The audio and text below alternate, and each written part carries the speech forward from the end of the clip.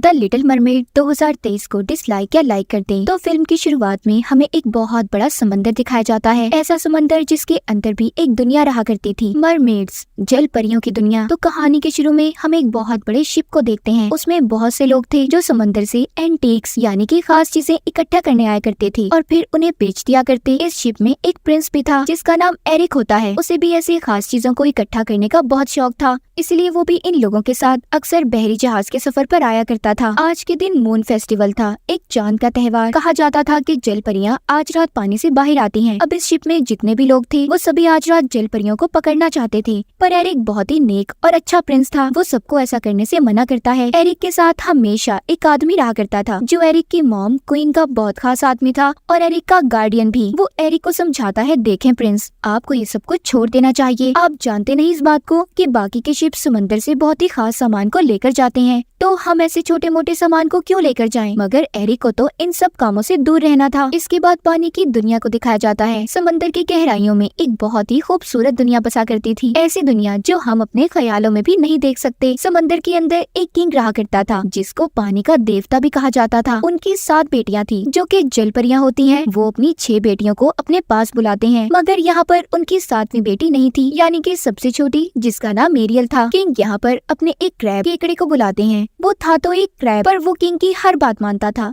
इसलिए किंग अब उसे एरियल को ढूंढने के लिए भेज देते हैं। क्रैब एरियल को ढूंढने के लिए निकल गया था। हमें पता चलता है कि एरियल इंसानों की चीजों की बहुत ही शौकीन थी। अक्सर वो इंसानों की चीजों की तलाश में बहुत दूर निकल जाया करती थी। एरियल की एक दोस्त भी थी जो कि एक छोटी सी फिश मछली थी। वो अक्सर उसके साथ रहा करती थी। एरियल हमेशा समंदर में डूबे टूटे हुए शिप्स पर जाती और इंसानों की चीजों को देखा करती थी। जो उसे अच्छी लगती वो उसे अपने पास भी रख लेती थी। अब उसे समंदर में एक टूटा हुआ शिप नजर आता है जो बहुत दूर था। जब ये उस जगह पर जाने वाली थी तो फिश इसे रोकती है और ये कहती है, देखो दूर मत जाना, मैंने सुना है उधर बहुत बड़ी बड़ी शार्क्स रहती हैं। पर एरियल नहीं सुनती और शिप में चली गई थी जहाँ पर उसे इंसानों की और भी बहुत सी चीजें मिलती हैं। तभी वहाँ पर एक बहुत बड़ी शार्क आ जाती है। उसने एरियल पर हमला कर दिया था, मगर एरियल उसे जाल में फंसाकर वहाँ से बचकर निकल गई थी। उसका एक परिंदा दोस्त भी था। दरअसल उसे शिप से फोक कांटा मिला था, जिसे लेकर वो अपने परिंदे दोस्त के पास जाती है और उससे पूछती है कि इसे किस चीज के लिए इस्तेमाल किया जाता है। उसको भी इन बातों का पता तो नहीं था। वो एरियल से कह देता है कि इससे तो बाल बनाए जाते हैं। ये सुनकर एरियल भी उस कांटे से बाल बनाने लगी थी। तो अभी यहाँ पर क्रैब आ जाता है जो किंग का पैगाम लेकर आया था। वो बताता है कि क्या आप जानती है आज मून फेस्टिवल है तो किंग आपको बुला रहे हैं। ये सुनकर एरियल जल्दी जल्दी तेजी से तैरकर किंग यानी कि अपने डैड की मीटिंग में पहुंच गई थी। यहाँ पर समंदर में हमें एक सी विच पानी की जादूगरनी दिखाई जाती है जिसके बहुत बड़े बड़े टेंटिकल्स थे, बिल्कुल ऑक्टोपस की तरह। उस विच ने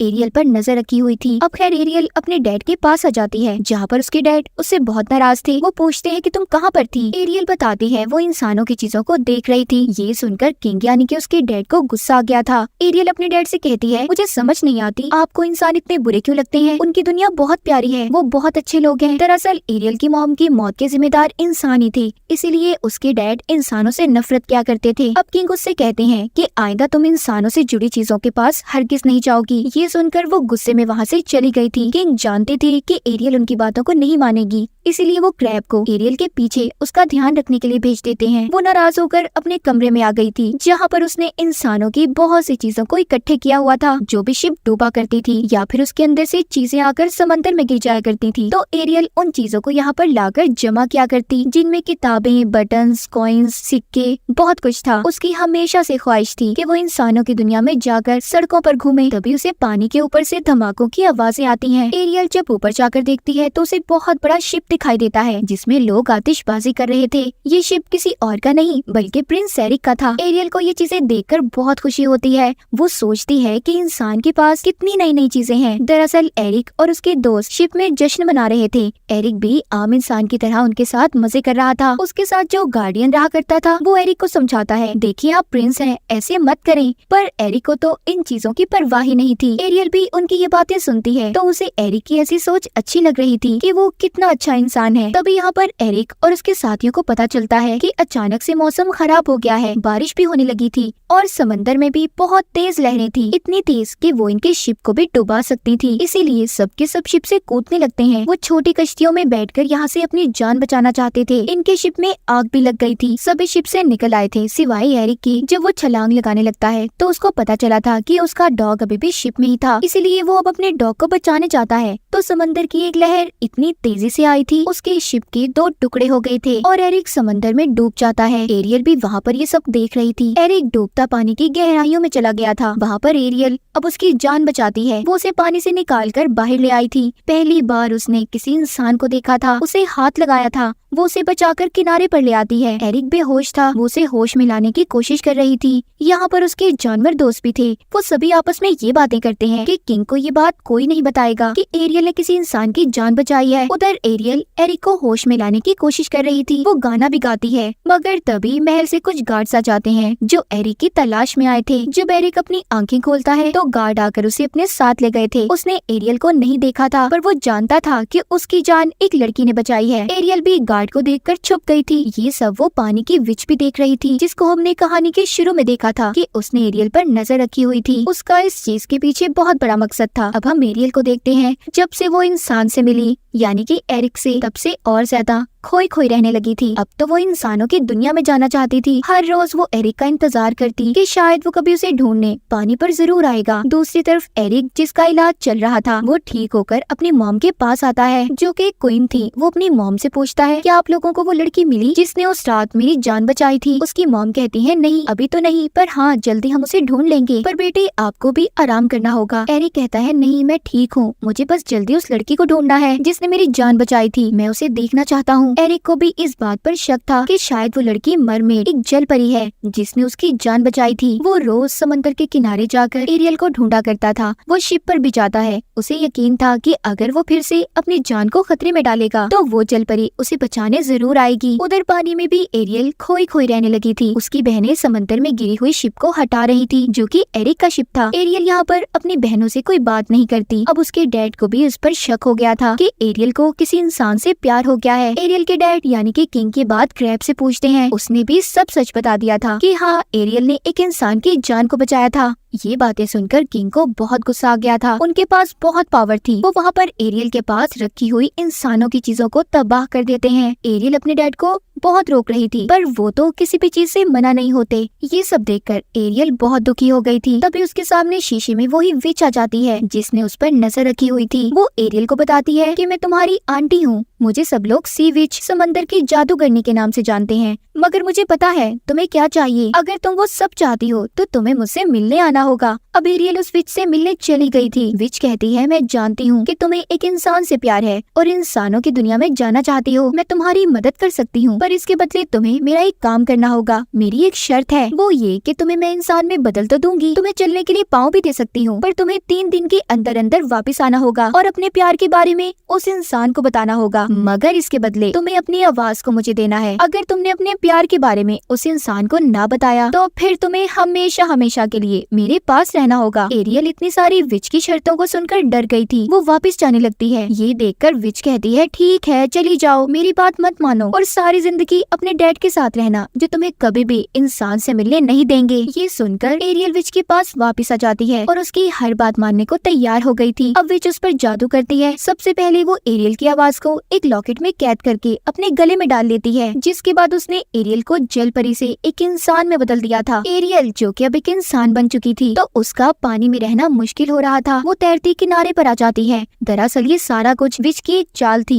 वो तो एरियल के डैड यानी कि किंग को हराकर समंदर की क्वीन बनना चाहती थी। वहाँ पर एक मछुआरा जब मछलियाँ पकड़ रहा था तो उसके जाल में एरियल आ जाती है। मछुआरा उसे देखकर काफी हैरान था। वो उससे कहता है, फिक्र नहीं करो, मैं तुम्हें अपनी क्वीन के पास ले जाऊंगा जो तुम्हारा अच्छे से ख्याल रखेंगी। एरियल जब अपने पाँव देखती है तो काफी खुश थी। उधर उसके पास उसके जानवर दोस्त भी आ जाते हैं। वो भी जान गए थे कि एरियल अब जल परी नहीं बल्कि एक आम इंसान बन चुकी है। अब खैर मछुआरा उसे अपनी क्वीन के पास ले आता है, जो कोई और नहीं बल्कि एरिक की मॉम थी, जहाँ पर एरियल का बहुत अच्छे से ख्याल रखा जाता है। उसको नहला धुलाकर कपड़े पहनाए जाते हैं। वो इंसानों की दुनिया में आकर बहुत खुश थी। उधर वो गाना भी गाती है, पर उस बेचारी की तो आवाज ही नहीं थी जिसका सौदा इसने विच के साथ किया था। जब वहाँ पर एरिक इससे मिलने आता है तो उसे देखकर काफी हैरान होती है, पर एरिक ने इसे नहीं पहचाना था। पहले तो एरिक को भी ये लग रहा था कि जो लड़की उसके महल में आई है उसी ने उसकी जान को बचाया है, पर जब एरिक एरियल को देखता है तो कहता है अच्छा हुआ तुम्हारी जान बच गई, तुम आराम से हमारे महल में रह सकती हो। बेचारी एरियल उसे ये भी नहीं बता पाती कि उसकी जान किसी और ने नहीं बल्कि इसी ने बचाई थी। जब एरिक वहाँ से चला जाता है तो उसके पास उधर क्रैब आ गया था, जो उससे कहता है कि तुम्हें 3 दिन के अंदर अंदर अपने प्यार को सब बताना होगा, वरना विच तुम्हें हमेशा हमेशा के लिए अपने पास रख लेगी। इतना सुनकर एरियल वहाँ से चली जाती है। अब जब वो इंसानों की दुनिया में आ गई थी तो उसे बहुत कुछ देखना था। वो इसी तरह महल में घूमते घूमते एक कमरे में आ गई थी जहाँ पर एरिक ने एंटीक्स खास चीजों को रखा हुआ था जो वो अक्सर समंदर से लाया करता था। वहाँ पर एरियल पड़ी हुई एक जल परी को भी देखती है, मगर उसने दोबारा उसे अपनी जगह पर रख दिया था। वहाँ पर एरिक भी आ जाता है जो खुद अब एरियल को चीजें दिखाने लगा था। एरियल उसे एक पत्थर को तोड़कर हीरा निकाल कर देती है जिसके बारे में एरिक खुद भी नहीं जानता था। वो एरियल को अलग अलग मुल्कों के नक्शे भी दिखाता है। उन्हें देखकर ऐसा लग रहा था कि दोनों एक दूसरे के साथ बहुत खुश रहने लगे हैं। इसी दौरान एरिक का गार्डियन आता है जो उसे खुश देखकर ये पूछ रहा था कि अभी भी हमें उस लड़की को ढूंढना चाहिए जिसने आपकी जान बचाई थी। एरिक कहता है हाँ, उसे मत भूलना और हमें एक सवारी चाहिए, मैं खुद उस लड़की को ढूंढना चाहता हूँ। एरिक के लिए एक घोड़ा गाड़ी का बंदोबस्त किया गया था। ये एरियल को अपने साथ लेता है और चला गया था। समंदर के किनारे एरियल घोड़ों को बहुत ही मजे से दौड़ा रही थी। ये एक गाँव में आ जाते हैं जहाँ पर एरियल बहुत सी नई चीजों को देखती है। एरिक के साथ डांस भी करती है। उसने उसके लिए एक कैप को भी खरीदा था। रात को एरिक एरियल को कश्ती में बिठाकर समंदर की सैर करवाने ले जा रहा था। वहाँ पर एरियल के जानवर दोस्त भी थे जो बातें कर रहे थे कि अब सही मौका है, एरियल को अपने दिल की बात एरिक को बता देनी चाहिए क्योंकि इन दोनों के दरमियान में प्यार हो चुका है। अगर एरियल एरिक को किस कर देगी तो हमेशा हमेशा के लिए वो इंसान बनकर एरिक के साथ रह सकती है और विच के पास कभी भी नहीं जाना पड़ेगा। वो दोनों कश्ती में जाते हुए बहुत मजे करते हैं। तभी विच अपने जादू से कश्ती को पलट देती है। वो दोनों बच गए थे, मगर विच अब ये जानना चाहती थी कि आखिर वो दोनों इतना करीब कैसे आ सकते हैं। उधर समंदर में एरियल के डैड अपनी बाकी की बेटियों से पूछते हैं कि एरियल कहाँ पर है, जिसके बारे में किसी को भी कुछ नहीं पता था। उसकी बहनें भी अब एरियल को ढूंढने निकल गई थी। उधर इंसानों की दुनिया में एरियल और एरिक वापस से महल में आ गए थे जहाँ पर एरिक का गार्डियन जब उन्हें इतना खुश देखता है तो एरिक को कहता है कि मुझे लगता है आपको वो लड़की मिल चुकी है जिसकी आपको तलाश थी, जिसके साथ आप हमेशा खुश रह सकते हैं। मुझे लगता है हमें उस लड़की को नहीं ढूंढना चाहिए। मगर एरिक अभी भी अपने दिल से मुतमईन नहीं था। वो अभी भी उस लड़की से ही मिलना चाहता था। वो अब समंदर के किनारे चला जाता है और आवाजें देने लगता है कि आखिर उसकी जान को किसने बचाया था। तभी फोग धुंध से निकलकर एक लड़की पत्थर पर आकर बैठ गई थी। एरिक समझता है यही वो लड़की थी जिसने उसकी जान को बचाया था। वो उसे अपने साथ महल में ले आता है। अगले दिन एरियल के जानवर दोस्त उसे जगाते हैं और ये कहते हैं कि आज तुम्हें बहुत काम है, तुम्हें बहुत कुछ करना है, तुम्हें एरिक को बताना है कि तुम उससे प्यार करती हो। अब एरियल जल्दी जल्दी तैयार होती है, एरिक के पास जाती है, पर वो उस लड़की के साथ था जो कल रात उसे मिली थी। वो अपनी मॉम को बता रहा था कि मॉम यही वो लड़की है जिससे मैं प्यार करता हूँ और इसी ने मेरी जान को बचाया था। उस लड़की के गले में एक लॉकेट चमक रहा था। एरियल ये बातें सुनकर बहुत दुखी हो गई थी और महल से बहुत दूर चली जाती है। एक रात उसका परिंदा दोस्त गाने की आवाज को सुनता है जो किसी और की नहीं बल्कि एरियल की आवाज थी जो उसी लॉकेट से आ रही थी जो उस लड़की ने पहना हुआ था जो कल रात एरिक को मिली थी। वो कोई और नहीं बल्कि विच थी जिसने खूबसूरत लड़की का रूप लिया हुआ था। ये सब जानने के बाद एरियल के दोस्त उसके पास जाते हैं और उसे सब बता देते हैं। कहते हैं तुम्हें अपने प्यार को हासिल करना होगा वरना वो विच जीत जाएगी और फिर तुम कभी भी इंसान बनकर यहाँ पर नहीं रह सकती। ये बातें सुनकर एरियल दोबारा महल में आ जाती है। वहाँ महल में एरिक और उस लड़की की मंगनी होने वाली थी। एरिक की मॉम पूछती है क्या तुम वाकई इस लड़की से प्यार करते हो, क्योंकि कल तक तो तुम एरियल के साथ बहुत खुश थे। एरिक कहता है इस बारे में तो मैं खुद भी नहीं जानता कि आखिर बात क्या है। तभी वहाँ पर एरियल के दोस्त आ जाते हैं जिन्होंने उस लड़की यानी कि विच पर हमला कर दिया था। वहाँ पर एरियल आकर सबसे पहले उसके गले से लॉकेट को उतारती है जिसमें उसकी आवाज कैद थी। अपनी आवाज आने के बाद वो एरिक को बताती है कि मैं ही वो लड़की हूँ जिसने तुम्हारी जान बचाई थी। विच भी अपने असली रूप में आ गई थी। वो अपने बड़े बड़े टेंटिकल से सब पर हमला कर देती है। एरियल जब वापस जल परी के रूप में आ गई थी तो वो उसे अपने साथ दोबारा से समंदर में ले गई थी। समंदर में एरियल के डैड आ गए थे जिनको विच बताती है कि तुम्हारी बेटी की मुझसे डील हुई थी, एक ऐसी डील जो चाहकर भी तुम नहीं तोड़ सकते। अब एरियल के डैड अपनी बेटी को बचाने के लिए अपनी जान का सौदा विच से कर लेते हैं। विच ने अपने जादू से किंग को मार दिया था और उनका जादुई हथियार भी ले लेती है।